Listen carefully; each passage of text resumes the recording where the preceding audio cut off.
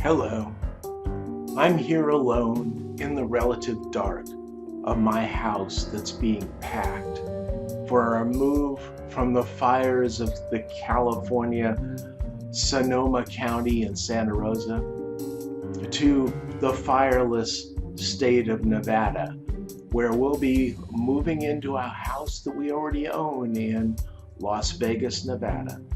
I thought this was an appropriate time to start a new video series. So I thought with what little equipment I had, which is basically this video, this webcam that I'm speaking into right now, without my speakers and my sound system and so on, I would try to create a video. And in this video, I want to focus on two things. So we're going to get double the bang out of this.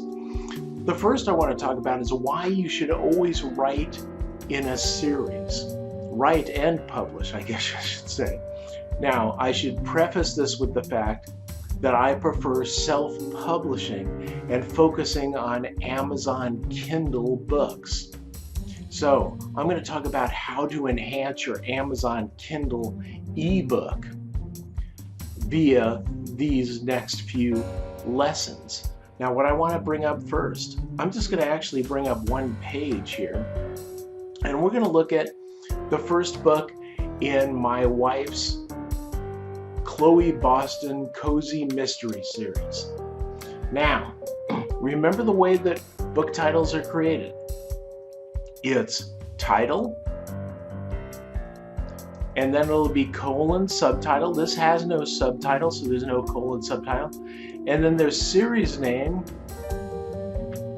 and then it says the word book, and then it says the volume number automatically.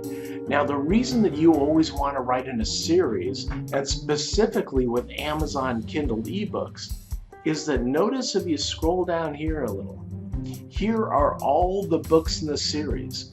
This is free advertising. So what you'll typically look at is using the first book in a series as a hook. So maybe you'll even make it 99 cents. Now here we're making it $2.99. You can see up in the upper right hand corner the price of the book here.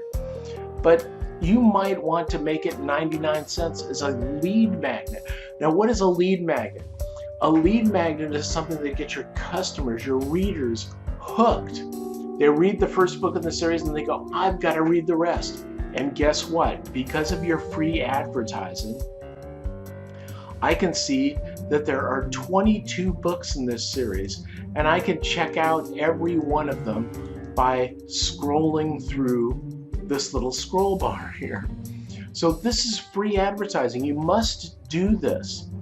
If you get a reader hooked on your first book, why let them go? Keep them in a series of books so that they'll read continually. This is just like an extension of in my writing courses where I talk about ending every chapter with a cliffhanger.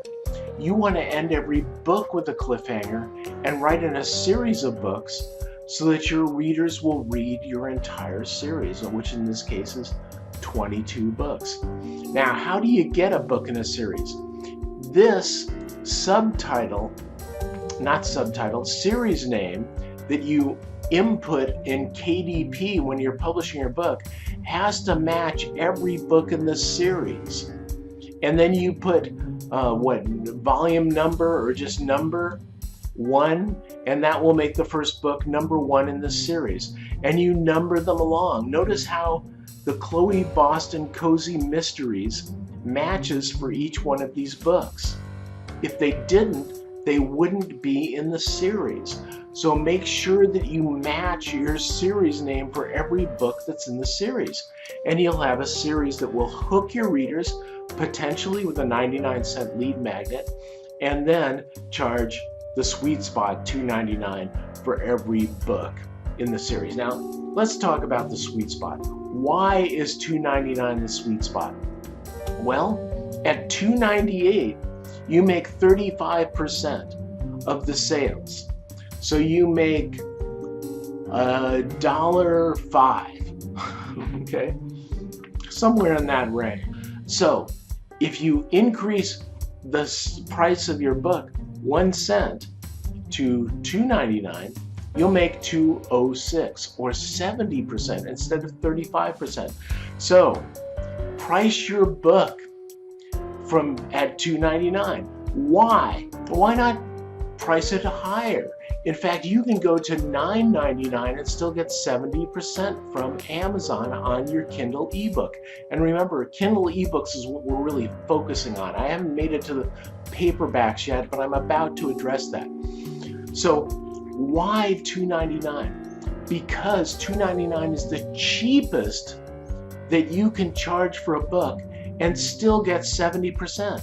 Why not charge more? In a word competition. Notice how the books are priced when you start browsing around Amazon. Browse around in your niche.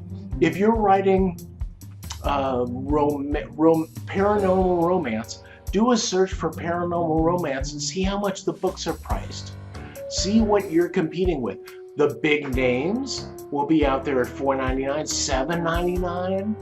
Whatever. I see Stephen King for $14.99 and I'm going, oh, who would actually pay that for a Kindle ebook? But apparently people are, because he can do it.